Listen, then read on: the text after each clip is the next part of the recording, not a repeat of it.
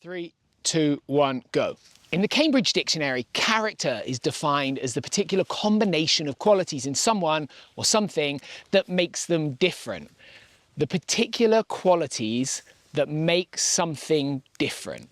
I think humans are constantly ebbing and flowing between the pursuit of perfection and improvement and the nostalgia for the imperfections of the things in our past.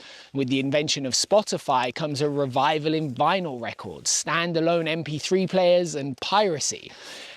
And as motorbikes get objectively better, better brakes, better engines and better suspension, we yearn for something that tickles that nostalgia, whether it's our nostalgia or one we borrow from our parents. We've seen scrambler style, we've seen bikes that pay homage to the past, but I don't think we've seen one with as much character as this.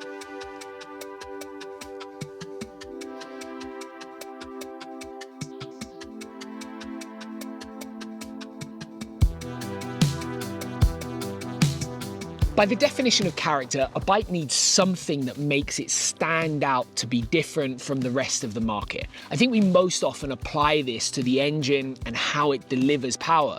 More specifically, I think most bike reviewers and journalists use it as another word for torque. A bike with a heap of torque low in the power curve is called character.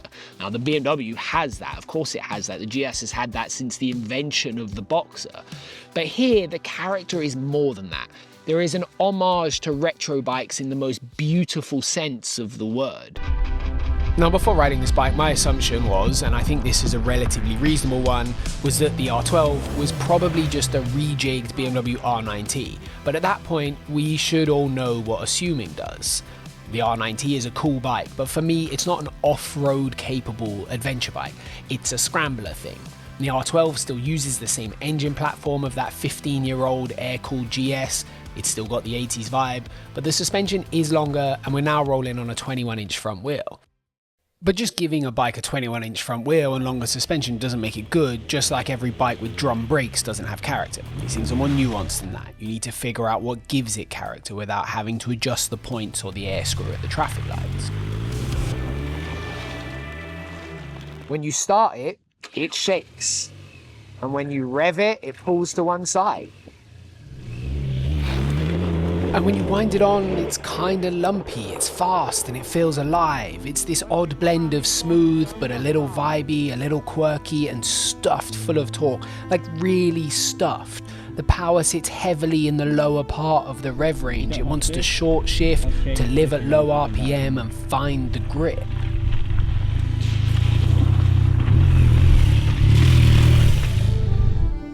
It's easy to live with, to plod along on, and it loves to lift the front wheel and rip a wheelie. It's a joy to ride on gravel roads, to ride for a long day of classic adventure riding, and it's got one thing going for it that most modern adventure bikes don't: the size. It feels surprisingly small. The tank, the seat height, and how it all fits between your legs is subtly comforting. Doesn't intimidate in the same way as a Desert X or a big GS or a T7 might, and that's because it's not those bikes. The homage to the bygone era goes further than the aesthetics.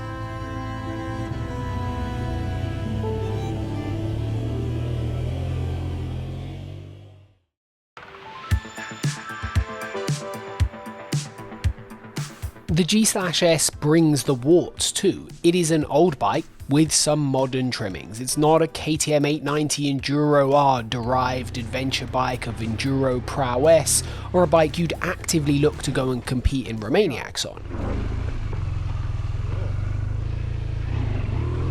Yo, my man! On the hard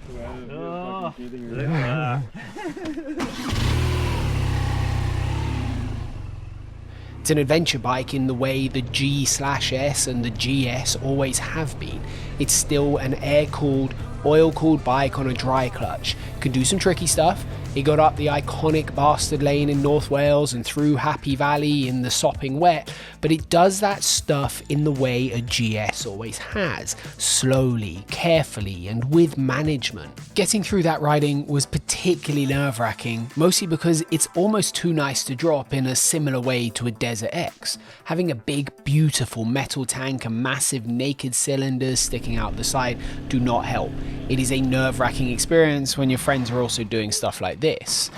Most of this review was shot on a product shoot for Llel, the riding kit that I wear. We were shooting the new Dry Tour 5.5 gear on a stock BMW R12 GS that was loaned to us with OEM tyres and the flimsy standard aluminium sump guard. So before I committed to my thoughts about this bike, I did jump on my friend Jace's personal bike. The OEM tyres were swapped to our control tyre, the Mitas Enduro Trail Plus. For me, it's that sweet spot between on-road and off-road, and it's an extremely neutral tyre to ride. We also rectified that naked feeling of the stock thin aluminium engine-mounted sump guard and nothing else. On every bike, I want proper protection so that I can ride it as it needs to be ridden, and so we've got our Outback Motortech crash bars and sump guard. They are strong first and foremost, and over the last few years, I have smashed their parts hard, and I've watched other people smash them, and they've never let me down. They're 2mm walled, powder-coated steel mounted where your bike won't tear itself apart, and more importantly, mounted where your confidence stays intact. That's their whole philosophy. Function first. Keep the bike moving, keep you moving. Poltaris trusts them in Romaniacs, and I trust them when I'm riding motorbikes that I don't own and have to keep them in pristine condition. If you care about protecting your bike so you can ride it properly, the link's in the description.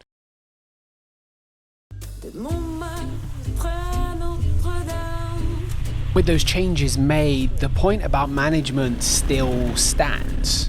It's kind of long and raked out. The suspension is fine, but you can't expect to smash through holes and rocks like you could on a T7 Extreme. The shock bottoms a little easily and with some harshness, and the forks are fine and no more. This would be my biggest disappointment in the R12 because great suspension never makes a bike worse, and it means you have to respect the bike and the terrain a tiny bit more to understand that it rides like a bike from the 80s or 90s with modern accoutrement of a modern BMW. The brakes are incredible, the clutch is light, and the fly-by-wire throttle is exact. It has cruise control for the road modes and the ABS and traction control systems that you should expect from a £15,000 BMW. The strict back clocks are nice to use, and on the road it is a joy to ride. It handles well, if a little odd with its raked out head angle. It was incredibly pleasant to ride for a few hours at a time to cover distance and get from place to place. It's a bike that is odd, but it mostly seems to be odd in a silly, fun way that I think GS's have kind of always been. They were always the bikes that ended up in places that most people think they shouldn't. And the R12 is doing that in the least serious way possible. This is not the kind of oddness where it turns you off an otherwise good bike. It's a polished and intentional oddness. The R12 GS is not the best adventure bike on the market. It's not a bike you'll find answers to on a spec sheet either. It's not the most powerful, it's not the lightest, and it's not got the best suspension or the most power. The tech is good, but it's stripped back. The price tag is high on a bike that's combustion engine is more than a decade old. It's a bike so pretty you won't want to drop it, and the fuel tank is kind of small. It's long. And it's odd in a very BMW way, but it's gorgeous, and it has a wheelbarrow full of character in a world of ever smoother parallel twins, emission standards and efficiency. In the R12, BMW have perfected the platforming of the idiosyncrasies of an imperfect design. And it's a bike you can fall in love with because of its flaws rather than fall in love with them in spite of them. For every bike that we make that is more efficient, better, faster and smoother, having some that retain that particular combination of qualities that make it different is a very, very good thing.